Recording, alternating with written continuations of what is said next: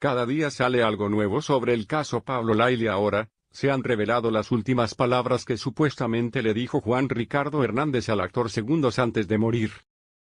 El programa El Gordo y la Flaca habló con un supuesto testigo del pleito que Pablo Lyle y Juan Ricardo Hernández protagonizaron el pasado 31 de marzo y que, desgraciadamente, terminó en la muerte del segundo.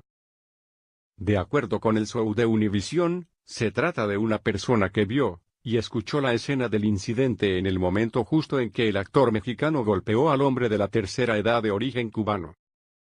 Yo oí una discusión ahí en la doblada de la 27, y me asomo y veo a un señor, Juan Ricardo Hernández, fajado con un chofer, el cuñado de Pablo Lyle, comenzó explicando el testigo que no reveló su identidad a El Gordo y la Flaca.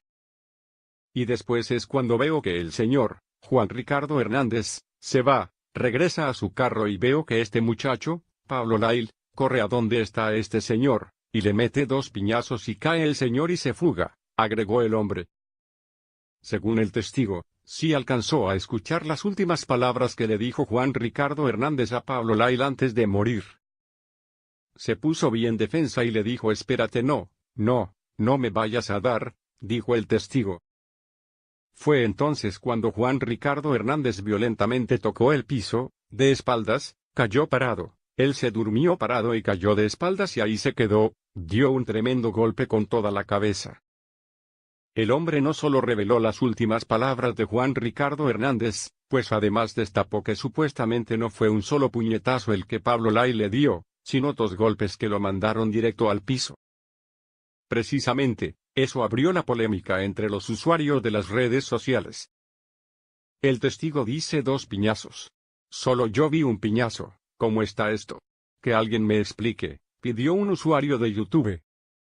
Al principio yo nada más vi uno, pero repetí el video varias veces y sí le dio 2 veces. Lo que pasa es que Pablo es rápido. Me da mucha pena la muerte del señor. Pablo le dio bien duro. Mira el video y es verdad lo que dice el señor. Al principio yo pensaba que estaba exagerando, agregó a alguien más.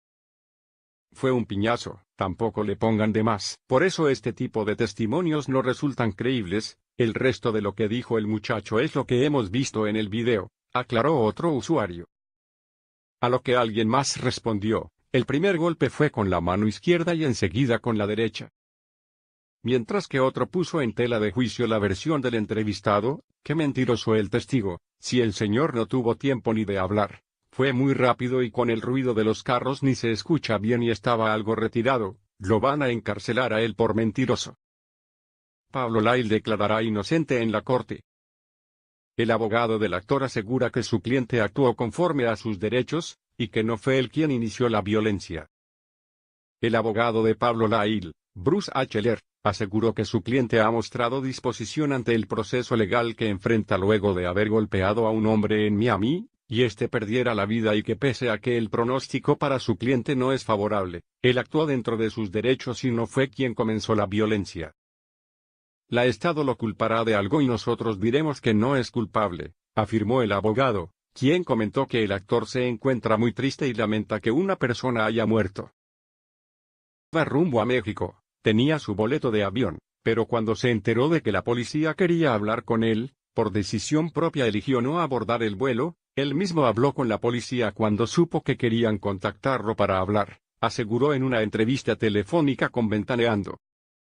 Agregó que su representado no fue quien comenzó la violencia, el occiso fue quien inició la violencia, al golpear la ventana del conductor del vehículo. La evidencia mostrará que lo que Pablo hizo fue dentro de sus derechos, afirmó Ler, quien dijo que el hombre fallecido pudo haber ido por un arma cuando volvió a su auto, pues la ley de Miami permite portarla en la guantera.